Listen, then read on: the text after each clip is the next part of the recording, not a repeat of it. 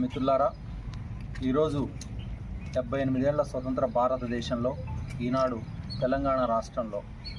Congress party ఏదైతే మాట ఇచ్చిన ప్రకారం తీసుకున్నటువంటి నిర్ణయం ఒక చరిత్ర. బలహీన వర్గాల జీవితాల్లో, బలహీన వర్గాల కుటుంబాల్లో ఆనందకరమైనటువంటి రోజు. సమాజంలో రెండొంతులుగా జనాభా ఉన్నప్పటికీ మనం దేహి అని అడుక్కునే స్థితి నుంచి మనమే ఒక ఇచ్చే స్థాయికి కాంగ్రెస్ పార్టీ గుర్తించి రాహుల్ గాంధీ గారు ఎంత జనాభా ఉందో వాళ్ళకి అంత కోటా ఇవ్వాల్సిందే అనేటువంటి ఒక గొప్ప నినాదంతో తెలంగాణ రాష్ట్రం నుంచే ఆ ప్రక్రియ, ఆ మార్పు మొదలుపెట్టినటువంటి సందర్భంలో వారికి మరియు కాంగ్రెస్ పార్టీ ముఖ్యమంత్రి గారు రేవంత్ రెడ్డి గారికి మరియు ఆ సబ్ కమిటీ చైర్మన్గా మా ఉత్తమ్ కుమార్ రెడ్డి గారు, మా అధినాయకుడు ఉండి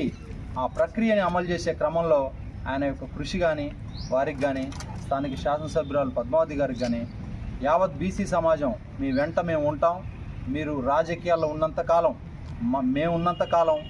మీరు చేసినటువంటి మేలుని మేము మర్చిపోకుండా మీ వెంట ఉండి పూర్తిగా కాంగ్రెస్ పార్టీకి అండదండగా బీసీ సమాజం ఉండబోతుందని తెలియజేస్తూ